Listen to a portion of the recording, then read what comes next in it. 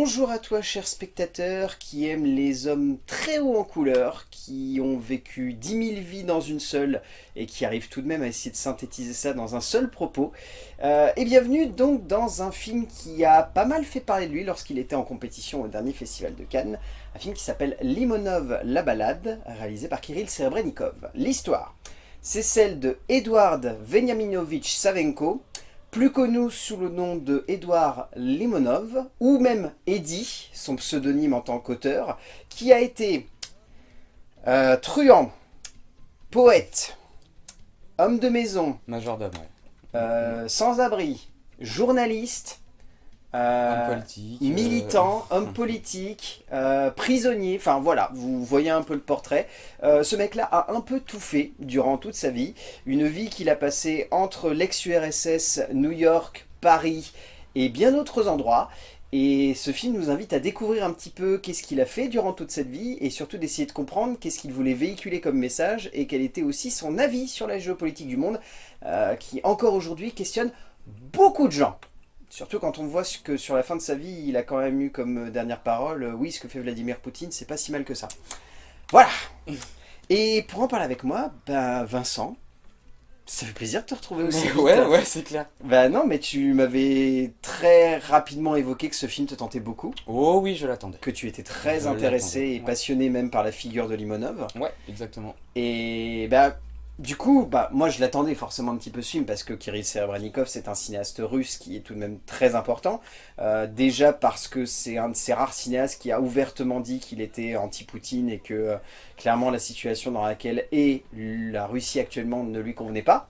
Et c'est un de ces rares auteurs qui a décidé de partir et de réellement assumer son choix politique. Ce qui est très compliqué déjà d'être un auteur en Russie et en plus d'avoir un avis sur la géopolitique du monde, n'en parlons pas. C'est sûr.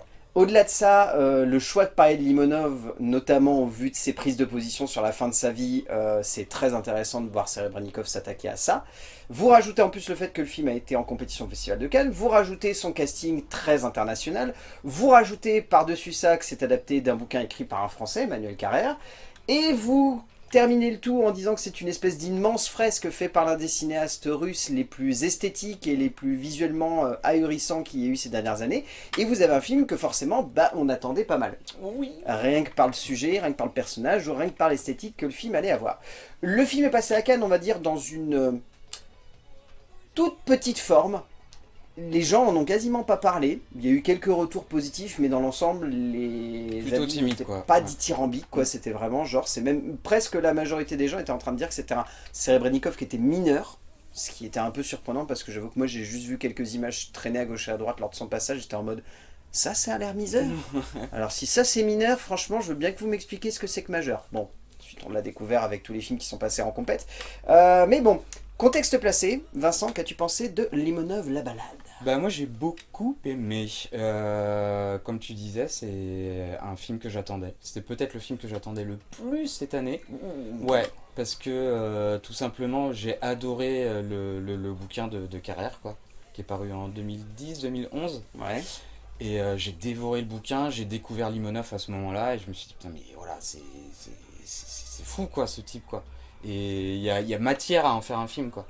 Et quand j'ai vu ce projet se mettre en place, et que j'ai vu en plus que c'était Serebrennikov aux manettes, voilà, je me languissais, si tu veux, de découvrir ce film. Et pas déçu. Pas déçu, quelques petites choses forcément à redire, mais dans l'ensemble, j'ai beaucoup aimé, ouais. Ouais.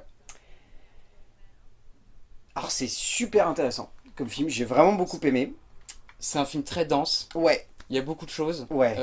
Tu l'as dit aussi en préambule, Limonov, voilà, il a tout fait dans sa vie. C'est un mec qui a tout voulu faire, qui s'est rêvé en héros depuis le début. Ah de toute façon, oui, dès ses Voilà. premiers instants sur la Terre, il avait qu'une envie, c'était soit de toucher la célébrité du bout du doigt, soit littéralement de devenir un nouveau grand esthète Bah, de... tu sais, il voulait faire partie, voilà, de cette grande mouvance des littéraires, enfin voilà, des poètes russes. Voilà, et c'était son but ultime. Bon voilà, il s'est avéré que c'était un peu un poète raté. Malgré le fait que ses bouquins, voilà, toute son œuvre a été reconnue quand même par ses pairs, hein. Faut pas oublier ça. Et voilà, il a quand même tout fait dans sa vie, et puis bah, on pourra revenir sur la fin de sa carrière quand même. Ah bah ça... Voilà, pas très joli. Oui, c'est le moins qu'on puisse dire. Non, c'est vraiment un film qui est passionnant parce que comme tu l'as dit, il a une densité dramatique qui est assez saisissante parce que c'est quand même un film qui brasse littéralement ou presque toute la deuxième moitié du XXe siècle. Ouais. Ce qui quand même, en termes de densité dramatique, je crois que c'est difficile de faire plus monstrueux, à part peut-être raconter l'histoire de tout un empire ou de tout un royaume durant toute sa longueur. Ce qui n'a encore, je pense, jamais été fait au cinéma. Mais déjà...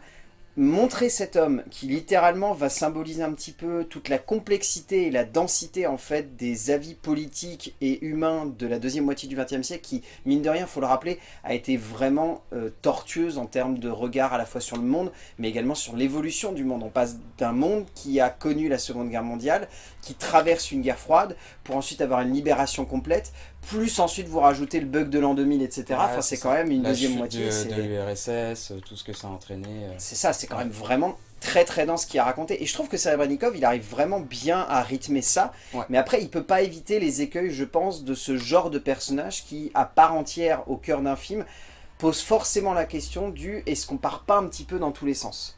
Est-ce qu'on vrille pas un moment et est-ce qu'on se retrouve pas en fait à raconter l'histoire d'un mec qui en fait est une contradiction à part entière, mais en même temps passionnant à suivre et en même temps un peu bizarre, mais en même temps est-ce qu'il symbolise pas un petit peu la mentalité de cette période-là et en même temps j'ai du mal à m'accrocher à ça. Enfin, c'est très particulier comme film. Après, il a la matière première du coup du bouquin de Carrère. C'est ça. Ça se base énormément là-dessus. Hein. C'est pas un copier-coller quoi, mais pas presque. Ouais, parce que c'est surprenant. Ouais. J'avais vu sur la plupart des affiches et même au générique, c'est mis d'adaptation librement. Ouais. C'est librement adapté en fait. Librement adapté de Carrère. D'ailleurs, Carrère qui fait un petit caméo, petite apparition dans le film.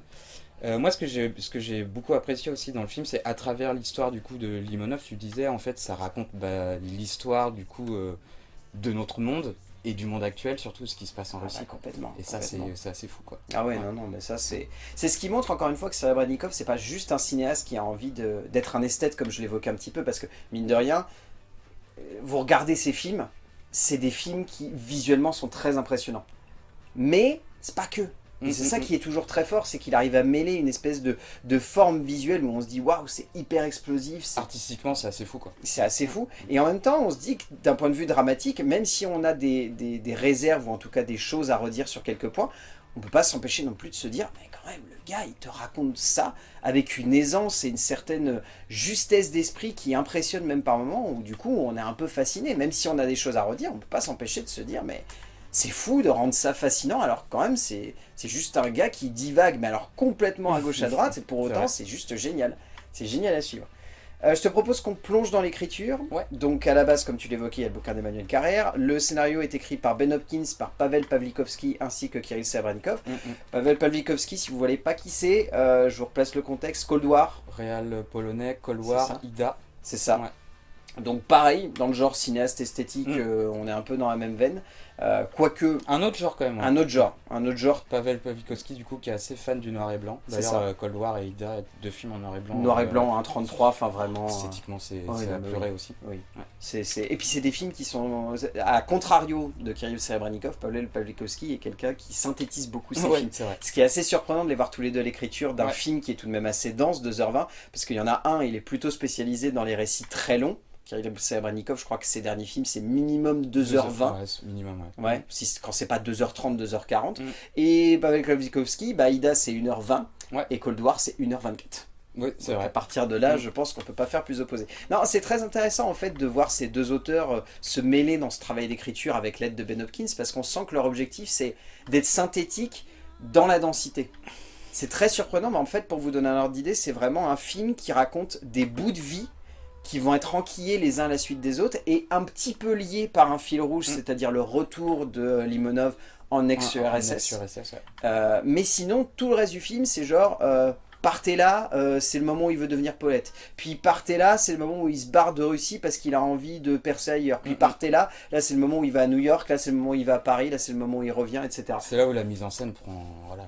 On aura l'occasion de l'évoquer après, mais c'est là qu'on se rend compte que être metteur en scène, c'est synthétiser quelque chose qui, d'un point de vue dramatique et scénaristique, peut sembler vraiment pas bordélique non plus, mais en tout cas très éparpillé et très très étrange aussi comme forme, parce que mine de rien, c'est une manière de raconter l'histoire d'un homme qui est très particulière, mais encore une fois, comme on l'a placé au début, Limonov, c'est pas un mec comme les autres, c'est pas un gars qui genre a fait une rencontre, qui l'a amené dans un endroit, qui l'a poussé à devenir comme ça. Non, c'est un mec qui voulait devenir poète, puis dans un deuxième temps qui s'est dit bon, moi je va plutôt être sans-abri, puis ensuite oh, je vais être au cocher de ma femme, puis oh, j'aimerais bien quand même essayer de devenir majordome, je me dis pourquoi pas, peut-être que ça peut m'ouvrir des portes, puis journaliste, puis peut-être après je vais devenir militant pro-serbe, puis ensuite ah non, je vais peut-être revenir en URSS pour retenter une carrière d'auteur, puis ensuite hop, je vais devenir carrément un espèce de terroriste.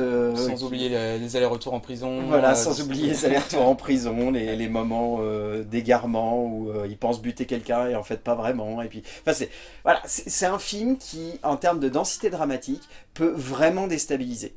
Et c'est un point que tu m'évoquais, selon toi, c'est un de ces films les plus compliqués à aborder, Limonov. Ouais, clairement. Bah, de par tout ce qu'on a dit, la densité, le sujet, c'est pas le plus simple. C'est sûr. Mais il faut se laisser porter, quoi. Oui, c'est ça. En fait, c'est typiquement le genre de film où ça va être difficile au début. Honnêtement, moi, les premières minutes, j'étais en train de me dire alors attends, qu'est-ce qu'il veut me raconter c'est un peu un ovni, quand même, ce film. Ouais. C'est un peu un ovni. Mais comme tous les films que supervise Serebrennikov, de près ou de loin, c'est vrai que c'est un mec qui a tendance à vouloir... je dirais pas s'éparpiller, mais on sent que son objectif, c'est de faire du cinéma un terrain dans lequel il va pouvoir expérimenter beaucoup de choses. Et si évidemment ça se ressent dans la mise en scène, ça se ressent aussi dans sa manière d'écrire avec ses co-auteurs. C'est-à-dire que son objectif, c'est de déstabiliser un petit peu le spectateur, c'est de lui proposer une première histoire, puis d'un seul coup, c'est genre, on va en parler ensuite au niveau de la mise en scène, mais il change complètement de cadre, il change complètement de forme pour raconter quelque chose de très différent, pour ensuite revenir à quelque chose de plus accessible, pour ensuite se jouer un petit peu de ce que va devenir le personnage, pour ensuite presque fantasmer une partie de sa vie, pour jouer sur ses écrits qui justement étaient parfois très opaques et très obscurs, et inciter même à se dire, mais il a vraiment vécu ça, il s'est vraiment tapé un mec sur un toit comme ça, juste pour le plaisir de voir ce que ça faisait d'être gay. Et tu te poses la question justement sur est-ce que c'était un mec qui fantasmait sa propre vie, est-ce que c'était un gars qui au travers de son alter ego Eddie imaginait tout ou au contraire se basait vraiment sur du factuel. Et le film joue beaucoup avec ça en termes de structure dramatique, c'est-à-dire que c'est un film où scénaristiquement c'est difficile de savoir qu'est-ce qui est fondé, qu'est-ce qui est vague, qu'est-ce qui est complètement flou, qu'est-ce qui est de l'ordre du rêve. Après, je te coupe, pardon, mais Serebrennikov, c'est un adepte de ça, de jouer avec l'onirisme, la réalité. La fièvre de Petrov, pour ça, c'est... c'était quand même le meilleur exemple dans le genre, c'est-à-dire que littéralement, on te prend un sujet et tu sais pas vraiment ce que tu vas voir. Et puis tu sais plus où t'es en fait. Il arrive à te perdre, mais il retombe sur ses pattes. Voilà, c'est la virtuosité de sa mise en scène. Là-dessus, en fait, il arrive toujours à retomber sur ses rails. Et c'est assez fou, quoi. Dans Limonov, on retrouve beaucoup de ces gimmicks qu'il y avait dans La fièvre de Petrov. C'est ça. Je trouve que ça s'essouffle un peu à certains moments. Le film, pour moi, a un énorme ventre mou. Je t'avoue que la partie majordome, même si je la trouve un peu sympa en termes de réflexion, après, c'est un peu le but, je pense, de cette période-là. En fait, c'est très intéressant parce qu'on a vraiment une première partie de film qui est très explosive, qui part vraiment dans tous les sens à 200 à l'heure. On a ce moment où il devient majordome au milieu, qui est une espèce de très longue pause. Très perturbante où d'un seul coup le rythme retombe complètement et ensuite le film repart à 200 à l'heure à partir du moment où il abandonne sa carrière de majordome et que là on voit toute sa deuxième partie où c'est genre Paris ex-URSS, militant pro-serbe, terroriste à moitié, homme politique en devenir, et où là d'un seul coup le film repart jusqu'à même cette dernière partie, ces 10-15 dernières minutes qui pareil font une retombée de rythme et font qu'à la fin limite on se dit oui. Je suis entièrement d'accord. Surtout que la dernière partie, il balaye toute la fin de la carrière la vie de Limonov plutôt, on va dire. Et c'est peut-être la partie la plus intéressante, je trouve. Et je trouve que c'est assez balayé. Serebrennikov, il n'a pas voulu appuyer plus là-dessus et je trouve ça assez dommage en fait. C'est un choix en fait, je pense. Je pense qu'ils se sont dit... Je pense que les trois auteurs en fait se sont dit sa vie est tellement dense qu'il faut aussi qu'on montre qu'à certains moments en fait il y avait peut-être pas grand chose à raconter. Pourtant il y a tellement la fin, c'est là où on peut plus décrier justement avec le point de vue notamment peut-être sur il revient quand même en URSS, il crée un parti, le parti national bolchevique avec des skinheads il y a 20 ans, il faisait ça, et maintenant c'est repris en partie par la doctrine de Poutine. Enfin, tu vois, c'est ce qu'on disait, ça en dit long, tu vois, sur notre monde actuel, et sur la vision de ce que Poutine a du monde. Et je trouve que ça c'est dommage que tu vois, ils n'aient pas voulu aller plus là-dessus, en fait, sur ce terrain-là. Est-ce que c'est pas un choix, le fait de peut-être vouloir garder une certaine idée qu'ils avaient de Limonov? Je crois qu'il l'a dit ouvertement, que c'était un choix assumé, en plus, quoi. Mais, après, ça peut se comprendre, parce que c'est vrai que vu la période dans laquelle on est actuellement, et vu aussi le regard qu'il porte sur son pays, il y a peut-être un moment où il se dit, c'est bon, j'en ai un petit peu marre d'être auto-centré sur un gars qui n'a pas besoin de mon attention pour être au centre du débat. Un auteur actuel qui pouvait le faire, c'était lui, quoi. Et c'est clair et net, c'est clair et net. Après, encore une fois, c'est les prises de risque, je pense, de Serebrennikov, de Pawlikowski et de Hopkins, c'est que clairement, ils se sont dit, faut qu'on s'intéresse plus à la partie, entre guillemets, divertissante de sa vie et à tout ce qui va amener de la réflexion par rapport au XXe siècle, plutôt que de se centrer... En fait, c'est ça qui est intéressant, c'est qu'on sent que leur objectif, c'est d'un point de vue dramatique, de se concentrer sur fin des années 40, tout début 2000, et quasiment de skipper 2000-2020 pour se dire...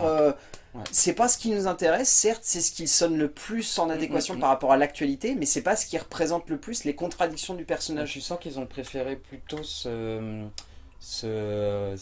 concentrer sur le personnage du coup Limonov du bouquin de Carrère, voilà, et pas Limonov dans son entièreté. C'est plus Eddie que Edouard Semenko en fait. C'est ça. C'est clairement ça. Et c'est ce qui est répété. D'ailleurs, très joli travail autour des dialogues et de la voix off. Alors que pourtant c'est un exercice qui je trouve est très compliqué en tant que scénariste. C'est vraiment parfois ça peut être le cache-misère en fait qui te plombe un film et qui donne l'impression que c'est juste là pour combler des trous. Et c'est pas le cas ici, je trouve ça très intéressant parce que ça permet entre guillemets de jouer sur le fait que ce soit Eddie ou Edouard qui nous parle. Et j'aime bien cette idée là parce que mine de rien c'est un détail, mais pour une fois c'est bien utilisé. Et Dieu sait que dernièrement j'ai vu plein de films mais qui se foiraient mais complètement au niveau de la voix off, qui avait tendance à utiliser ça mais genre juste pour combler des trous. Et c'est un enfer. Non là ça appuie le propos, ça appuie tout quoi. C'est ça. Et ça met juste en relief le personnage pour faire ressortir juste ce qu'il faut de contradiction pour que derrière quand même tu puisses un petit peu l'apprécier, mais qu'en même temps tu te dises quand même bizarre parce que sa voix off elle est pas en adéquation avec ce qu'il nous dit ensuite. Mais après ça peut être assez déroutant aussi vu qu'on parle d'un personnage russe. Et voilà, que ce soit un film en anglais. Après il y a ce choix entre guillemets que tout le monde parle anglais. Et moi je t'avoue que au début pareil. Après je savais que c'était Ben Whishaw forcément, voilà et tout, mais voilà, j'aurais aimé aussi un peu plus de, encore un peu plus de russe, tu vois. Je vois ce que tu veux dire. Pour moi ça m'a fait peur, mais ensuite quand j'ai vu que tout le monde parlait anglais, même avec un accent russe. Par contre avec un accent à couper au couteau, ça a passé un petit peu plus. Plutôt, moi je prends toujours cet exemple parce qu'il me fait mourir de rire, mais Red Sparrow. De Francis Lawrence qui est un exemple de utilisation de l'accent russe à couper au couteau de manière inutile et qui te fait limite péter un câble parce que tu dis mais ça n'a pas de sens. Les personnages ensuite ils parlent en russe, pourquoi là ils parlent en anglais avec un accent coupé au couteau alors qu'en fait il va parler russe. Là au moins c'est un peu plus assumé en un sens, même si on aura l'occasion d'en parler au niveau des acteurs, mais cet accent russe à couper au couteau qui peut faire sortir du film par moment. Faut rester focus quoi. On n'a pas dit aussi que le film il s'est fait en 5 ans, que c'était très compliqué de par la guerre aussi. Oui, forcément ça a dû avoir un bon handicap parce que la femme de Tchaïkovski ça date d'il y a 2-3 ans. C'est ça, c'est ça. 22 je crois. Donc en fait il l'a développé quasiment en même temps que celui-là. La vache. Et ils ont dû arrêter du coup le tournage parce que le tournage se passait en partie en Russie du coup. Forcément. Et la fin du coup de tournage s'est passée en Lettonie si je te dis pas de conneries. Voilà. Et toute l'équipe du coup a dû fuir forcément la Russie parce qu'entre temps il y a eu la guerre déclarée en Ukraine. Voilà, ça appuie encore un peu plus tout ce truc là quoi. C'est clair. En termes de mise en scène, je suis toujours impressionné par la densité. En fait ça m'impressionne parce que je trouve que Serebrennikov c'est un cinéaste qui passe son temps à se dire que la mise en scène ne doit pas être figée et surtout que les personnages au centre du film doivent avoir une interaction quasi constante en fait avec le spectateur. C'est impressionnant, mais c'est pas un film qui est statique dans le temps. C'est pas un film qui se contente juste de nous raconter une histoire et derrière de potentiellement à 2-3 moments jouer un petit peu avec nous, être divertissant, etc. C'est un film qui est constamment dans cette idée de prendre le spectateur, de le secouer et limite de lui balancer des idées à la gueule où des fois il va se dire mais attends, mais c'est pas normal là. Je prends un exemple tout bête. Le film s'ouvre, on a un jeu de format. On passe d'un scope immense à un 1.33 et d'un seul coup à un moment, nous avons notre personnage qui est au centre de l'image, qui prend littéralement les bords et qui paf les écarte. Et alors certes, Depuis Mommy, il y a Déjà beaucoup de vu, cinéastes. mais ça fonctionne. Mais ça fonctionne Ouais. super bien parce que là, en plus, il y a le côté vraiment théâtral du je Ouais. rentre en scène. Ouais, Et ouais. il y a toujours. Moi, c'est du détail, Bah, mais ça, moi, c'est ce qui m'éclate sa avec. mise en scène, elle appuie toujours en fait, si tu veux, C'est ça. le récit en fait. C'est ça qui est fou quoi. Moi, ce qui m'impressionne dans cet effet-là, contrairement à Mommy, j'aime beaucoup l'effet, mais Ouais. Mommy, je le trouve toujours sympa, mais sans plus. Ouais, Là, ouais, ce ouais. qui m'a fait kiffer avec ce film, c'est que quand il chope les bords, tu vois les bouts de doigts qui Ouais, débordent ouais. légèrement du noir et qui chopent les côtés. Ouais. Et j'étais en mode, c'est un détail, mais pour moi, ça fait limite un effet 3D qui te met une petite claque dans la gueule et où tu te dis, putain, c'est pas juste, il s'est dit, ça va être un effet un peu Il y a stylé. plein de détails comme ça. Moi, ce que j'adore dans sa mise en scène, c'est la façon dont, voilà, c'est la balade de Limonov, le film, et c'est littéralement une balade en fait. Il t'emmène à travers les époques, et c'est pas juste 1975, Moscou, clac. Et tu vois, avec des cuts, machin et tout. En fait, c'est limite des plans séquences. Il ouvre une porte. Tu débarques dans un autre endroit. Et tu pars Ouais, clairement ouais, ouais. dans une autre ville, à une autre époque, et ça s'enchaîne comme ça.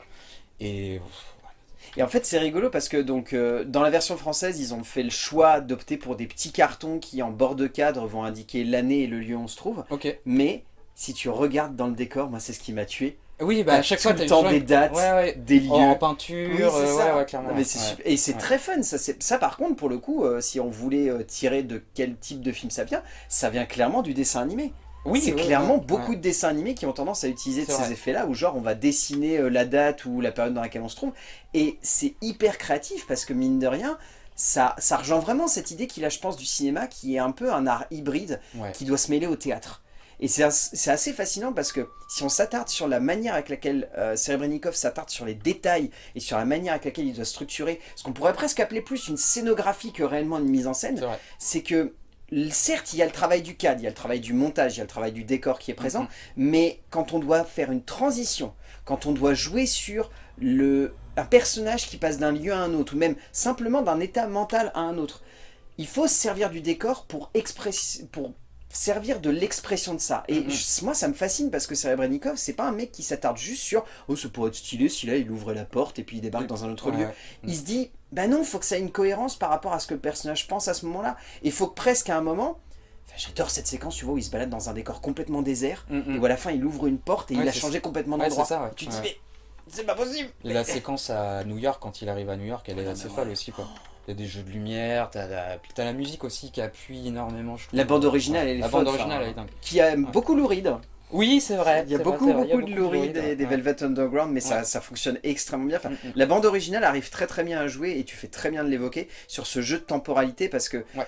il faut se servir de la musique pour plonger les personnages dans cette période-là, mais il faut aussi s'en servir parfois de manière un tout petit peu anachronique pour amener un petit peu de folie. Et il y a Mhm. 2-3 moments où j'ai remarqué des musiques qui n'avaient rien à voir avec la période dans laquelle on se trouve, Mais ça marche quand même. mais ça marche Bah super ouais, bien. Ouais, clairement. Ça marche super bien. Mm. Mais c'est ça, encore une fois, le brio, je pense, de Serebrennikov, c'est que c'est un mec qui conçoit sa mise en scène de façon cohérente par rapport à son sujet, mais qui se permet des fois des écarts, mais alors immenses, que ce soit en termes de temporalité, en termes de décalage culturel, en termes de jeu par rapport à Il ce joue qu'il avec, veut amener. avec des codes, quoi. Il Ouais. déstructure des codes, il remet, et ouais, C'est ouf. c'est ouf. Mais je pense à l'heure actuelle que Serebrennikov, c'est un des rares cinéastes où si demain on me l'annonçait sur un film à gros budget, je me dirais, même si le gars il est avec des producteurs mais hyper véreux qui veulent absolument le faire rentrer dans un moule, il se démerdera quand même pour faire le film qu'il a en tête. Ouais, mais il ira pas de toute Ah façon. non, il n'ira pas. Là, je pense que c'est le must, entre guillemets, en termes de blockbuster qu'on va avoir de la part de Ouais, Serebrennikov. ouais, C'est son blockbuster à lui. Ouais, c'est Mais son en même blockbuster. temps, c'est tout ce qu'on demande à ce genre de cinéaste, c'est d'être créatif. Bon, parfois, c'est bon de le rappeler, même si là, on est vraiment fasciné par ça. Par moments, c'est un poil énorme, quoi. C'est c'est presque difficile à digérer, Bah, même par c'est ce instant. qu'on disait en entrée, quoi. C'est pas le film le plus facile à aborder, quoi, Ouais. de Serebrennikov, c'est sûr. C'est tellement dense, il y a tellement de matière que ça peut être un peu repoussant. Tu peux être un peu noyé par toutes ces Ah infos. bah complètement, Ouais. complètement. Il y a même des moments, moi, où j'étais complètement noyé. Je t'avoue que Ouais. il y a 2-3 moments où j'étais en train de me dire, alors attends, souffle, essaye de recaler quand même les persos, là, parce que t'es un peu paumé, là, sur la manière avec laquelle ils avancent. Et puis après, tu te recales, tu te relaisses à nouveau embarquer. Après, ça va, il n'y a pas non plus une densité de Ah oui, non, personnages. non. Heureusement, Tu vois, il y aurait 20, 15, 20, 30 personnages, là, ce serait imbuvable, quoi. Ça sera intenable. Mais la manière avec laquelle juste il joue avec son héros, en fait, c'est ça qui est très intéressant. Son héros, c'est un espèce j'ai perdu. C'est le clown blanc dans le cirque, mais c'est un maître de scène, quoi. C'est le gars, il passe son temps à orchestrer un petit peu tout ce qui se passe devant lui. Il orchestre sa propre vie. Oui, c'est ça. C'est ça. Ouais. Et c'est ce qui est assez fascinant, c'est qu'en fait, il parle de lui peut-être pas non plus à la troisième personne, mais il parle constamment de lui avec cette idée qu'il a un alter ego, que cet alter ego, c'est un peu lui qui domine sa manière de penser, sa manière de voir la société. Et du coup, en termes de mise en scène, ça permet une espèce de décalage qui fait qu'il passe son temps à dire bah regarde là je suis comme ça mais en fait je suis complètement con, j'aurais jamais dû faire ça. Et c'est amusant parce que mine de rien on parle quand même d'un gars qui traverse des périodes très dures de sa vie où par moments il pense au suicide, à d'autres moments il est carrément au bord du gouffre, d'autres moments où il est au sommet de sa gloire mais où le lendemain il est en train de plonger. Enfin c'est un mec qui a voulu toucher la gloire du bout des doigts, qui certainement a senti les paillettes lui titiller le bout de l'ongle, mais qui a jamais réellement été capable de s'en emparer et de la garder. Est-ce qu'il voulait réellement voilà. Je sais pas, je pense qu'il voulait juste avoir la lumière sur lui. Ouais, en fait, c'est le genre de mec qui, le fameux quart d'heure de gloire, lui, je pense que c'était uniquement son objectif. Il voulait pas devenir la gloire de l'ex-URSS ou l'auteur qui allait revendiquer un point de vue politique exceptionnel. Et Serebrennikov le met parfaitement en relief. C'est juste un gars qui voulait prendre la lumière. Et quel meilleur moyen de lui faire prendre la lumière que d'en faire un personnage d'une œuvre de cinéma, mais complètement loufoque et fantasque. Et c'est peut-être, je pense, l'objectif qui représente le mieux la pensée de Limonov et ce qu'il a voulu véhiculer au travers de son travail. Même si ça déstabilise quand même beaucoup par moments, surtout quand tu te dis oh la vache, j'aime beaucoup ce personnage, et à la fin, bam, carton, en fait il a soutenu Poutine. Ah d'accord. Non mais voilà, en fait Limonov c'est un héros mais c'est un salaud quoi. Ah oui c'est ça. Ouais. Ah bah c'est la parfaite représentation du héros charismatique mais antipathique. C'est ça. Où tu adores le regarder agir et interagir avec le monde, mais où à la fin tu te dis c'est vraiment une ordure. Ouais, c'est ça. Je te propose qu'on passe au casting, qui est tout de même assez impressionnant. Ouais. Et je vais essayer, je dis bien, avec certains noms de famille, de ne pas trop les écorcher, parce que ça va être compliqué. Alors, bon, déjà, il faut parler de Ben Whishaw. Ben Whishaw.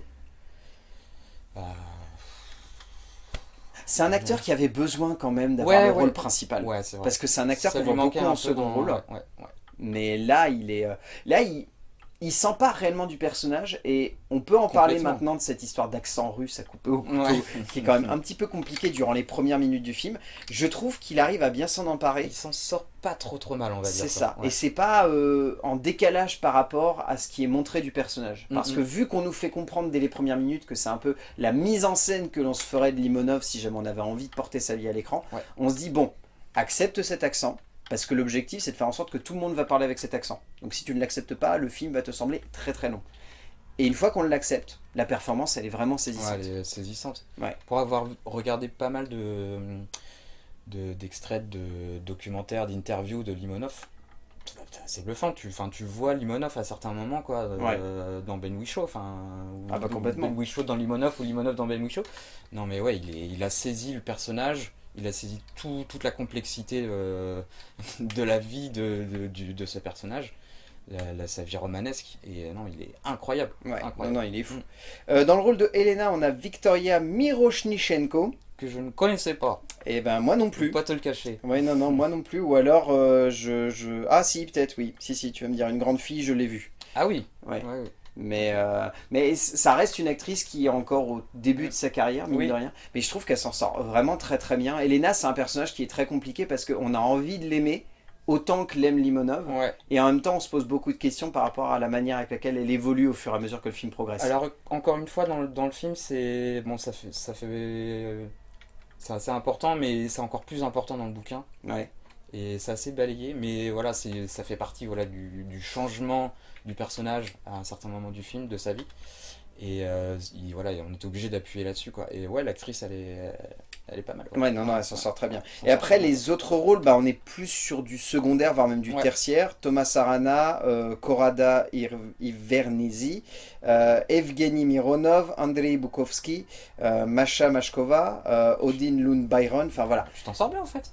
Je sais pas, honnêtement j'essaye. Mais en fait c'est rigolo parce qu'à partir d'un certain stade, là j'ai parlé notamment de Odin Lund Byron, on est sur des acteurs qui campent plusieurs personnages. Et qui du coup se retrouvent à interpréter différents protagonistes. Vadim Stepanov par exemple, il interprète pas moins de 5 personnages différents. Vlad Senev, on est sur 4 personnages différents, enfin c'est rigolo de les voir évoluer. On a caution française, Sandrine Bonner, Céline Sallette et Guido de Lincin avec Emmanuel Carrère, c'est vrai. qui ont leur petite séquence très drôle, Oui, d'ailleurs, oui. soit dit en passant. Mais je trouve que dans l'ensemble, ce casting a une vraie cohérence parce que c'est clair et net et indéniable que tout le film est basé sur la performance de Ben Whishaw. Si Ben Whishaw il n'avait pas été bon, le film n'aurait pas marché. Donc, Serebrennikov il mise à fond là-dessus, et derrière, il arrive de manière très intelligente et sporadique en fait à confier les rôles secondaires à des vraies gueules de cinoche, pour faire en sorte que tu te dises pas à la fin non plus cet acteur-là était exceptionnel dans ce rôle secondaire, mais où tu te dis tout le monde a une cohérence par rapport au protagoniste qui est supposé jouer. Et ça prouve encore une fois que Serebrennikov c'est un très bon directeur d'acteur. C'est vrai. Déjà Leto, moi me l'avait prouvé complètement parce que je t'avoue que Leto, moi j'avais été scotché par les performances C'est d'acteurs. un film un peu plus choral, Leto aussi. C'est ça. Mais du coup, les acteurs étaient vraiment au centre de cette cool. démarche-là. Et je trouvais que c'était ce qui me marquait le plus. Et après, dans La Fièvre de Petrov, moi j'avais eu des réserves sur le film, mais je m'étais dit, la vache, les acteurs sont vraiment impressionnants. J'avais des réserves d'un point de vue d'écriture, pas au niveau de la mise en scène. La mise en scène, moi j'étais les yeux comme ça, j'étais en train de me dire. Pour moi, c'est regarde. Il est au summum de son art dans La Fièvre de Petrov. C'est ça. Mais c'était plus au niveau de l'écriture où je trouvais que c'était un petit peu plus compliqué. Mais c'est adapté d'un bouquin aussi, La Fièvre de Petrov. Si je dis pas de... Faudrait que je lise un de ces quatre parce que ça m'avait intrigué. De mythes russes, des traditions de Noël, il y a beaucoup de choses qui tournent autour de ça, quoi. Mais en tout cas, voilà, le casting ici, il est vraiment impressionnant. Et Ben Whishaw, c'est clairement une performance assez folle qu'il livre ici. Et je ne dirais pas qu'il est au sommet de son art, parce que j'espère pour lui qu'il aura d'autres occasions de nous le prouver. Mais il est tout de même ici vraiment très très impressionnant. Et sa performance, moi, c'est une des meilleures performances que j'ai vues cette année, honnêtement. Très clairement. Je pense que je partage cet avis aussi. Oui. On arrive à la fin de cette vidéo, qu'est-ce que tu retiens de Limonov, la balade? J'en retiens que si vous voulez découvrir un film assez foufou, allez-y. Après, comme on disait, c'est peut-être pas le film le plus accessible de Serebrennikov. Penchez-vous sur Leto ou La femme de Tchaïkovski, qui sont peut-être un peu plus abordables. Et faites-vous après La Fièvre de Petrov et ce Limonov, quoi. Non, mais je suis d'accord avec toi. C'est très complexe comme film. C'est un film devant lequel, honnêtement, si vous vous dites oh, il y a Ben Whishaw, vas-y, je vais aller voir le film. C'est ça, Voilà, sachez que vous allez voir un film qui va de 1 partir dans tous les sens, mais de la bonne manière, être visuellement très impressionnant, mais également très déstabilisant, raconter l'histoire d'un mec que vous allez vouloir adorer et peut-être même idolâtrer, et à la fin vous allez vous dire pourquoi j'ai fait ça, c'était peut-être pas la bonne idée. Donc c'est très dense, donc je pense que tu as raison de pousser les gens à s'intéresser un petit peu d'abord à d'autres films de Serebrennikov avant de se pencher sur celui-là, parce que si vous allez direct sur celui-là, à moins vraiment d'être préparé, d'avoir un bon bagage cinéphile, je pense que vous pouvez vraiment être déstabilisé. Mais Limonov, la balade de Kirill Serebrennikov, si vous avez l'occasion de le voir en salle, allez-y tout de même. Mais voilà, sachez ce que vous allez voir, parce que si vous allez voir juste en mode oh, ça a l'air d'être un peu un gros blockbuster sur un gars complètement barré, non. C'est ça, mais le step au-dessus. Donc voilà, ayez ça en tête, mais allez voir le film, clairement. Merci mon cher Vincent. Merci à toi. Je ne sais pas quand est-ce qu'on se retrouve, mais j'espère bientôt. Oh, j'espère aussi. Bah oui, ce sera avec plaisir. On va trouver. Bon oui, on va trouver. Et d'ici là, on va dire aux gens d'aller voir des films, parce que c'est bien d'aller voir des films, et qu'on se retrouvera pour parler de films, bien évidemment. A plus. Salut. T'avais lu toi des bouquins de poésie de Limonov? Ouais, j'en ai quelques-uns. Et c'est bien du coup ou c'est... Ouais, je pourrais t'en passer, Ah bah avec plaisir, c'est sûr. Ça m'intrigue, même si je pense que ça va être bizarre, ça m'intrigue quand même. Si, ça se lit.